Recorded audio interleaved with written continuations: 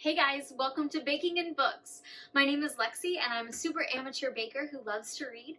So each week I post videos of myself attempting to bake something new while talking about a book that I really love or have recently read.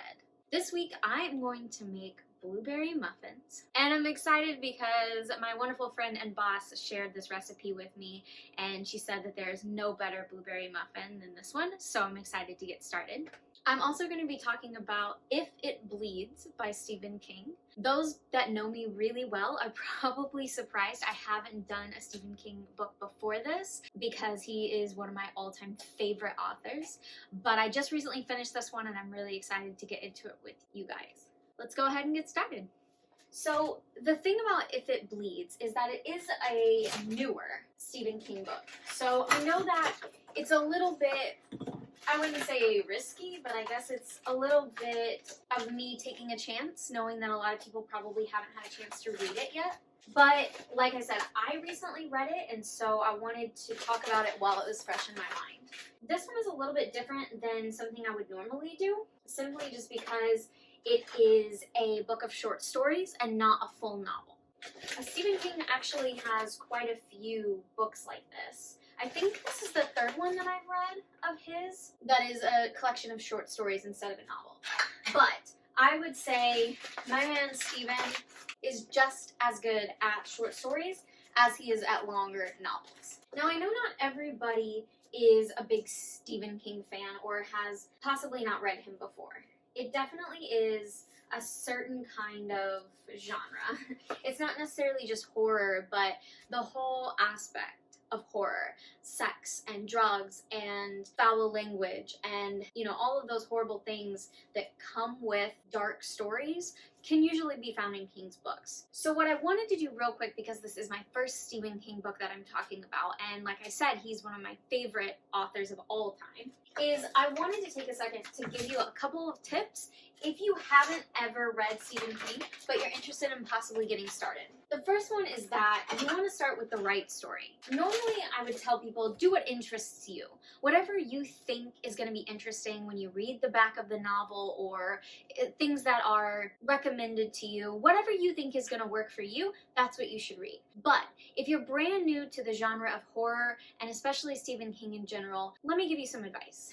I started with The Green Mile, which I personally thought was a really good way to start. It is a little bit darker. It definitely has some of those creepy elements as well as some of the sexual elements that King is often known for. But I guess I would venture to say that it's a little gentler than a lot of his other stuff. It's definitely not quite as shock-worthy, and it's a little more focused on the story and the characters and not so much the darkness or the shock and awe of some of his other stories. Now, that's not to say that that's his whole thing, that he has to shock his audience, because I don't really think that's King's thing at all. I think he just wants to tell a good story. But a lot of his books can be a little bit more like, oh, I didn't see that coming. And I would say Green Mile is less of that. The other thing you could start with if you're brand new to Stephen King would be something like The Shining. It's definitely a little bit creepier, so you have to be prepared for that. But it's gentler on the sex and the foul language and things like that. Not totally. I mean, you're not going to totally get rid of that in any of Stephen King's books, but it's on the lesser front. However, if you just want to dive right in, one of my favorites is It. I mean, that's a classic. One that is also a little bit gentler that I read recently I really loved is Do McKee. So honestly, Stephen King has a ton of books, and it is my personal goal to read all of them in my lifetime because I love almost every story he's ever written. But even his short stories just totally suck me into the world, and that's what I loved about this book too. If It Bleeds was a great example of his talent as an author in general, and a really fun thing to read. So I guess let me give you a little bit of a synopsis of each story. They won't be super long because they're short stories, so I don't want to give too much away. The first one is about a young boy who goes to work for a rich old man in the neighborhood. And this is not a very wealthy town, and so this man is very obviously rich. He was definitely a high-end businessman when he was younger. And of course, he's one of those like classic grouchy old men, but he and the kid really get along, and in the end, they kind of become like friends. Well, it's the early 2000s, the dawning of the iPhone, and this young boy gets an iPhone for Christmas one year and eventually decides that he should get one for his elderly boss as well. And it kind of goes pretty well, and the boss doesn't think he's gonna like it, but of course he does. And they continue to be really close. But unfortunately, the elderly gentleman passes away, and not long after he's passed away, the young boy sort of gets the feeling that he hasn't really gone. And that's all I can tell you about that one. The second one is kind of interesting because it is told in 3 different parts, and the parts sort of work themselves backwards. It's called The Life of Chuck, and I don't really want to tell you too much about this one because I'm afraid it's going to spoil it, but you kind of work backwards in Chuck's life, I guess. It was really fun. I don't want to say anything else because I don't want to spoil it, but I had a really good time reading that one. Okay, quick side note, I'm a little bit worried about my muffins because it says to use milk. I am using almond milk. I'm hoping that that will be okay and that it won't really affect anything. But if it does, I'm just telling you right here, right now, what the problem probably is. Okay, so then you have, I'm going to skip the 3rd story because it's the title story, and I'm going to go to Rat, which is the 4th story. And it is basically about a man who is an English teacher, and he writes short stories, but he's always wanted to write a novel, and it just has never happened for him. And the last time that he tried to write a novel, the last time he really tried to get into it, it was just really terrible for him mentally and for his family. So when a new idea strikes him, of course everybody, including himself, is a little bit skeptical about the outcome. But he thinks that going away to his father's old family cabin for a few weeks will help really get the story fleshed out. But of course he's there by himself, and if you've ever read horror at all, being someplace like a cabin by yourself is not usually a good thing. So the big story is titled If It Bleeds, and it features some characters from Stephen King's trilogy, Mr. Mercedes. Now, I have read Mr. Mercedes, and I recognize the characters, and I recognize the story that was being told.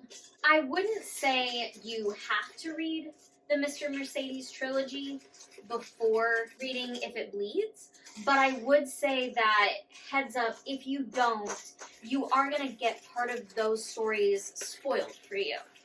Because it does feature some of the characters, and they do talk about some of the things that happened, and some of the other characters from that story that would eventually give it away. But essentially, Holly Gebney, who is the main character and one of the characters from the Mr. Mercedes series, notices that after a terrible bombing at a middle school, that one of the reporters seems kind of suspicious. She basically decides to do some investigating because she is a private detective and see if she can figure it out and figure out why this guy is suspicious. Let's just say that she does. Again, I don't want to talk too much about that one because I think it would give it away. Okay, so quick update on my baking. I think I've got the batter right. My blueberries are kind of huge, not gonna lie, but that's okay. I think the more the merrier, so big blueberries. We're doing good. I don't have a ton of batter, which is kind of nice because I'm used to making tons of cookies or the cupcakes or whatever, just with so many of them. And this looks like it's going to be a smaller batch, so that's kind of nice. Hopefully it turned out okay. It's probably not as smooth and creamy as it should be upon glancing at it, but it's definitely bluish from the blueberries, so hopefully it will be delicious. Alright, as these get ready to go in the oven, I am going to move on to the spoiler part and talk a little bit more about the stories in depth from this book of short stories. So if you don't want them spoiled for you, go ahead and skip to the part of the video where it says no more spoilers so you can see how my blueberry muffins came out. If you don't mind spoilers or you've already read this book, go ahead and stay with me. We're going to get these put into the pans and then hopefully into the oven pretty soon. Alright, so I would say my best guess is to probably scoop these out like I have before with an ice cream scoop, because I don't think the spoon is going to give me exactly what I want. I want something nice and even, Now, I did read somewhere that if you overfill them, that's how you get those really cute little muffin tops. I don't know for sure, so maybe we'll try it on the first pan and not on the second pan and see what happens. The batter tastes really good, so that's a plus, and I think we're ready to move forward. if it bleeds. Let's go ahead and start with the first story, Mr. Harrington's phone. I have to admit that at first I was a little confused because I forgot that this was a book of short stories instead of a novel. So I read the back cover, which was talking about the actual If It Bleeds story, and was just very confused, honestly. It really was. Because this story obviously had nothing to do with Holly or Ralph Anderson that's mentioned or anybody else. And I was very confused about it. But, you know, I eventually got a grip on myself and got into the story. I really love the relationship that Craig has with these two men. For one thing, I love that Craig and his dad have such a great relationship. Obviously, his mom has already passed. We get that fairly early in the story, and a lot of times I feel like with horror stories you kind of expect to see like an abusive father, I guess you could say, or, you know, maybe an absent father or a very passive father, and I feel like Craig's dad is really great. I feel like he gives him a lot of attention, he gives him a lot of love. They have a really good relationship. And I like that. That's what I want to see sometimes, you know? I mean, you know, every once in a while you have to set up the story to be a little more dramatic. I completely agree with that wholeheartedly. But sometimes I want to see a really great father figure. Okay, I'm sorry. I know I said I would start talking about the books, but I have another side note about my baking. I'm not entirely sure if I was supposed to line these with like cupcake liners or not. I felt like my cupcakes turned out really well when I used them and didn't just like spray down my pans with anything, that I used the liners. So I figured it would be better to line the trays for the muffins too. But honestly, I have no idea. So again, if it turns out really terrible, it could be why. Ah! Okay, sorry. Okay, I'm sorry. We'll go back to the book now. So anyway, I really love the relationship that Craig has with these two men. Not that Mr. Harrington is like super sweet or anything, but just that he obviously likes Craig, and maybe he didn't think that he would, you know, maybe he really just wanted somebody great to read to him, and he didn't really think that he would care that much about Craig, and then when he starts to, he kind of takes on maybe like a grandfatherly role. He obviously doesn't really have family of his own, so maybe Craig represents, after a while at least, the family that he doesn't have, and he starts to really like put more time and effort into his relationship with Craig. And I think that that's evident by the fact that when Craig buys him the cell phone and brings it to him, it's clear he doesn't really want it. He doesn't think he needs it. He doesn't think he'll use it. But he allows Craig to at least show him some stuff on the phone because he can tell that that's what Craig really wants. Like, he's just trying to keep this kid happy. I think that's cute, and I think that's adorable. And I like that Craig's father is so supportive. I mean, of course, he checks in with him at one point about Mr. Harrington and makes sure that, you know, he's not doing anything sketchy, and Craig is like appalled, but I think most good parents would at some point. I mean, not saying that if you don't check in on every adult, you're not a good parent. I just mean that, you know, he's an older gentleman and with a young boy, and unfortunately, sometimes that's not always a good thing. But I feel like, you know, other than that, Craig's dad really supports the relationship and tries to support Craig and teach him how to use his money wisely and all of that. So I think Craig has some really great role models in his life. I mean, I don't know that Mr. Harrington is a great role model, I guess, necessarily. Now that I said that out loud, I'm thinking maybe not so much. But I think that maybe at least his dad is a great role model. And Mr. Harrington is a good person for him to spend time with. You know, he really gives him like a sense of purpose. So honestly, I didn't know where the story was going at first because I thought, where are we going with this? You know, like, why are we focusing on this old man and him getting a cell phone? So, you know, when it kind of starts after Mr. Harrington dies, and it kind of starts with the creepy, like, oh, he's still down there and maybe he was buried alive, like, all of that, then it kind of became a lot creepier, in my opinion. Like, at first it was just a nice story, but then all of a sudden there's the idea that maybe he was buried alive, or the fact that he could answer his cell phone from beyond the grave. I don't like that. The idea of that is creepy. But in any case, with this story, the only thing is I kind of felt like I wanted more. Like, I thought it was weird that it seemed as if Mr. Harrington was the one who told Craig to stop using him, or calling him, I guess, in the afterlife, when he basically wanted people dead. So you could say it's his fault, but also they committed suicide, so how can you really say that? it's just kind of an uncomfortable situation. But the thing that I thought was weird was that after the last guy, he gets this message from the phone that he kind of interprets as Craig, stop. And I just think that's kind of odd that Mr. Harrington would do this supposedly from beyond the grave, but that he would tell him to stop. Like, why do it in the first place then? That, I guess we can't speak for the dead. All right, our muffins are in, so let's move on. The Life of Chuck, I just think is fun. I think it's fun that it works backwards, because the whole first story, I was like, what is happening? Like, the world is literally dying in front of them. Like, I felt like it was some sort of comment on the way that we treat our planet, which could very well be, because I know that that is something that Stephen King, you know, I follow him on Twitter, so I know that he's all for saving the planet. So it could be a commentary. But it was really interesting to find out that it was actually because Chuck was dying, and that was Chuck's world on the inside.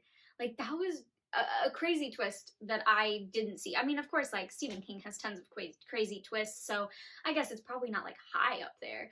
But that was a good one. The other two I didn't find quite as interesting as that first one. It was just sort of like it added on to the world that Chuck had already built. You know, the dancing in the street and being away on business, you know, and kind of reliving that part of his youth was cute. I don't know if it was like super necessary, but I thought it was cute at least. So then we get into If It Bleeds. Now, I really do like Holly. I find her a little obnoxious sometimes. I felt the same way about her in the Mr. Mercedes trilogy. I think that for the most part, she is a good character. I think Jerome, Barbara, Pete, those are all great characters. And I think it's good to know that their business is still up and running and that Finders Keepers is still going strong. I kind of like that.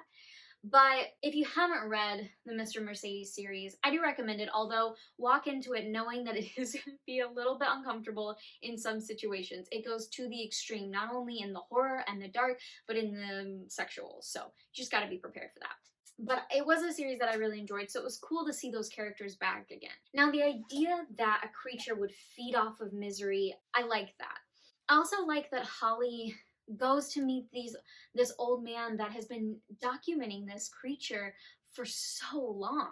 I mean, and of course he thinks that, oh, well, the creature is just there, he's not harming anybody. And it isn't until Holly brings him the story of the bombing and her thoughts that they realize maybe the creature is hurting people. And I think it's cool to have those two stories come together and that Holly isn't trying to do this all on her own. The one thing I would say that annoys me in this story is Jerome and Barbara.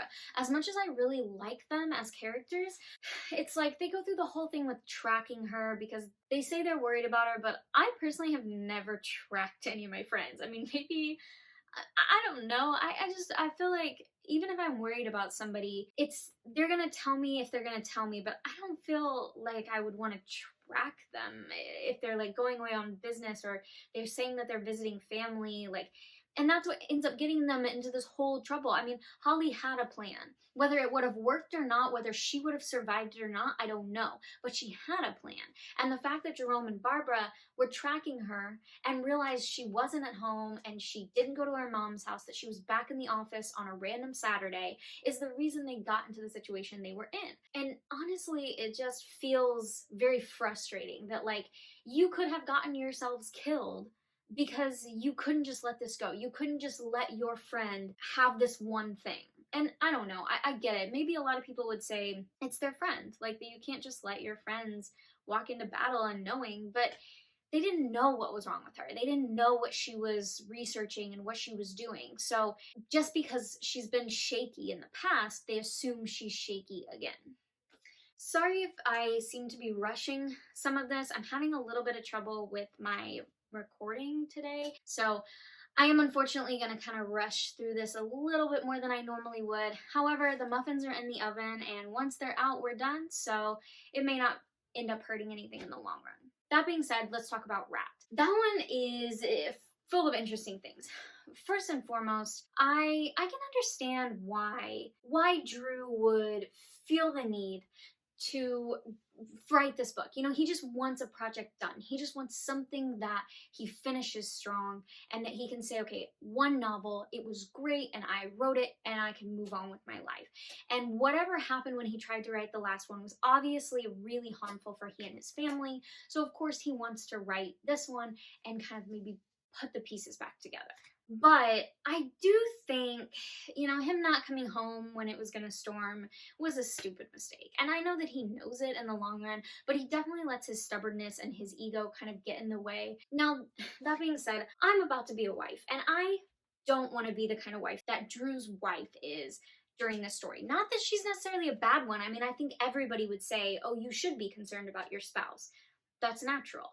But she clearly doesn't trust him. And maybe whatever happened when he was trying to write the other book was honestly that big a deal. I mean, we do know that he almost burned the house down. So he obviously put his family's life in danger and obviously had a lot of mental health struggles for a long time. So I do understand that when you love somebody and you watch them go through all of that and you watch your kids go through all of that, the last thing you want to do is kind of have a repeat. And I can understand that. Trust me, I can. But I also think that when he needs to do something, he needs to. And unfortunately, his first thought every time she calls is that she's checking in on him and that she doesn't believe in him.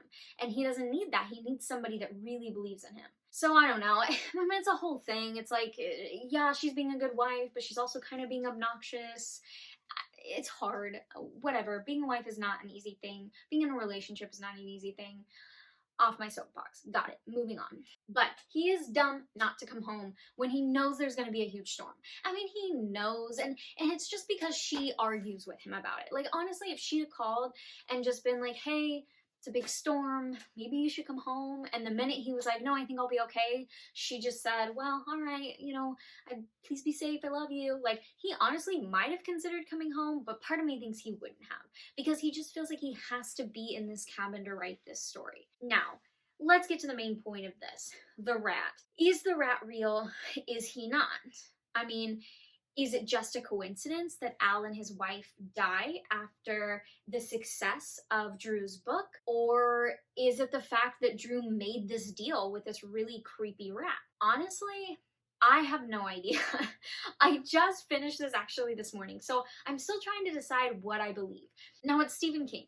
He does a lot of creepy supernatural stuff, so part of me is thinking, this is a real rat. Like, yeah, of course it is. But then a part of me thinks Drew was obviously very sick, whether it was the flu or a cold or pneumonia or whatever, he was obviously very sick. And he had been by himself for a little while. It would be easy to have this sort of hallucination and then give himself the motivation to finish the book. And when something bad happened to Al and his wife, then you're stuck with this guilty feeling because all you can think about is this hallucination that you had with the rat. And now he's going to be questioning that the rest of his life. So I haven't decided. I guess put down below like what you think, if you think the rat is real or not. Like I said, it is the Stephen King, so part of me is like, yeah, that was a real rat. But part of me is like, maybe it's just a terrible accident. I don't know. But I think it's an interesting story, and I think the fact that you really don't know if the rat was real or not is what makes it classic Stephen King. Alright, if you left because of spoilers, go ahead and come back and join us. I'm sorry if this video is a little short or there's not a whole lot of baking. The thing about cupcakes and muffins is that there's really not a whole lot to do other than throw the batter together and wait for them to bake. And with muffins, I would say even less so because there's nothing to decorate when they get done. So they are still in the oven, we're still waiting on them, but I figured I would go ahead and bring everybody back. Now, the other thing that you may have missed if you left because of spoilers is this may be a little short because I'm having some trouble with my recording devices today, and my head is all over the place, honestly. I'm just having a word vomit kind of day, so I'm sorry if this doesn't end up making any sense. But the nice thing about short stories is that they're short, so it's pretty easy to talk about even if there are 4 of them. Alright, our muffins are out. Here's the first one. A close-up look at those giant blueberries. It looks really good. It's very golden browny. I don't know if that's a good thing or not, but I feel like it's supposed to be, so let's see. Okay, first and foremost, I do think it might have been a mistake to put the liners in the trays instead of just maybe spraying it down with something before putting the batter in. I'm having a little bit of trouble getting the cupcake liners to come away from the actual muffin. I think it will. It's also possible they were baked a little bit too long.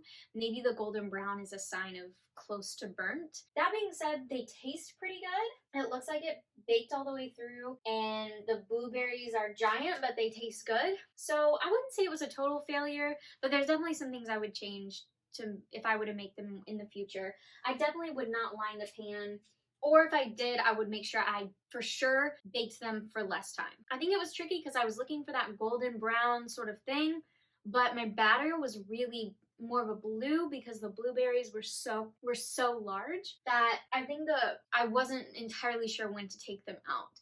And as you know, if you watch my other videos, sometimes timers are helpful, sometimes they're not. This oven, it either gets really hot and bakes things well, or it gets really hot and doesn't bake things well. So it could be the oven, could be me, could be the almond milk maybe too. I don't know. Maybe something with the almond milk changed it. But I mean, it looks good on the inside and it tastes good. If you have any ideas of what I could have done better, things to help me in the future, I would love to hear them. Also, if you have recipes you want me to try, please post those in the comments. I'm always looking for new recipes and I'm really eager to get those and give them a try. I highly recommend reading this book.